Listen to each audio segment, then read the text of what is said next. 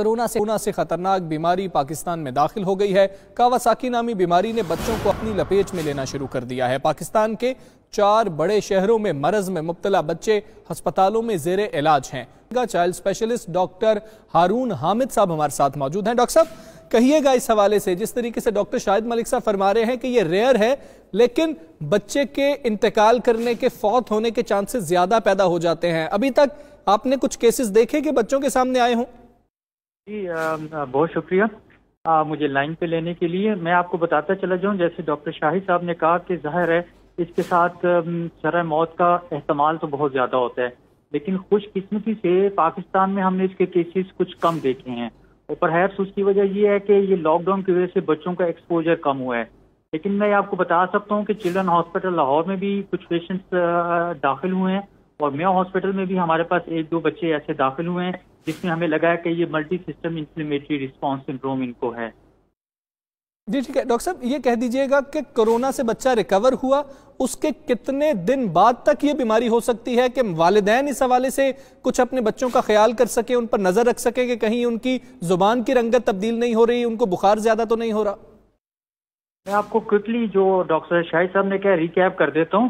دیکھیے، اس کے اندر corona viral infection کے بعد یہ بیماری ضرور ہوتی ہے، لیکن یہ بات سمجھنے کی ہے کہ ہر دفعہ بچوں کے اندر کرونا وائرس انفیکشن کی علامات نہیں آتی۔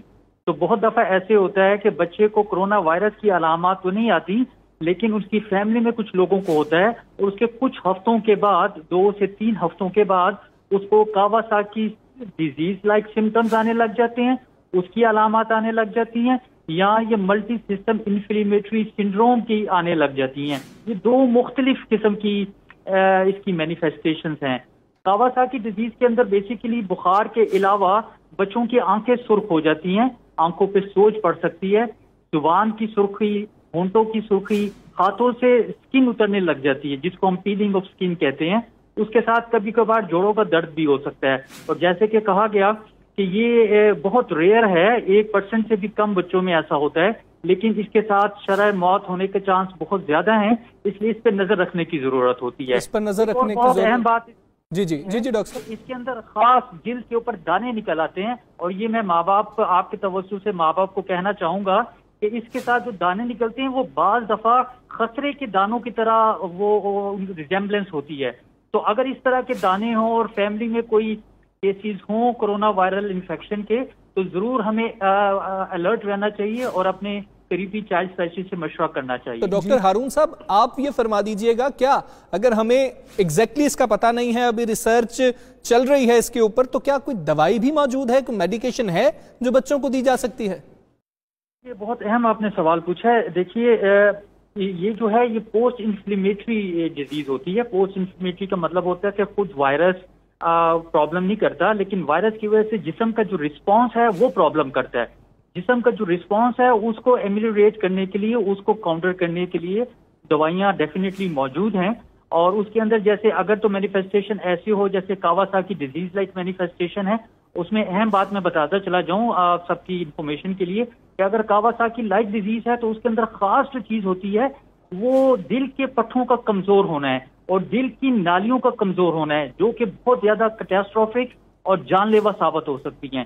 تو پھر ایسے بچوں کو فوری طور پہ پھر ایکو کرنا ہوتا ہے، اور اگر ایکو میں وہ فائنڈنگز آئیں تو اس کی دوا ڈیفینیٹلی موجود ہے اور اس صورت میں وہ دی جا سکتی ہے۔ اور اس کا جو لٹریچر میں آیا ہے، برطانیہ امریکہ کا تجربہ جو آیا ہے، اس میں یہ جو دوائی ہے جس کو ہم امیونوگلوبولن کہتے ہیں، اس کا بہت اچھا ریزلٹ آتا ہے، لیکن اس کو ٹائملی مینیج کرنا بہت ضروری ہوتا ہے۔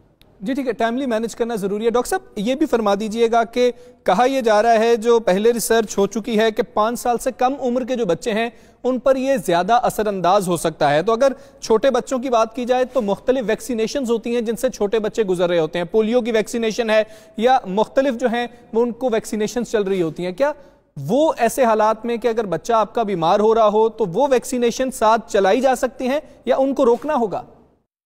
میرا خیال ہے آپ نے بہت اہم سوال کیا ہے۔ دیکھیے، اس وقت صورتحال یہ ہے کہ کورونا کی وجہ سے ماں باپ اپنے بچوں کو روٹین کی ویکسینیشن اور حفاظتی ٹیکوں کے لیے سینٹر میں نہیں لا رہے، اور ہماری اسٹیٹسٹکس ہمیں بتا رہے ہیں کہ بہت تیزی سے گراف نیچے آ رہا ہے بچوں کو جو روٹین کی حفاظتی ٹیکے لگوانے کا، اس کے بہت مضر اثرات ہونے کا احتمال ہے۔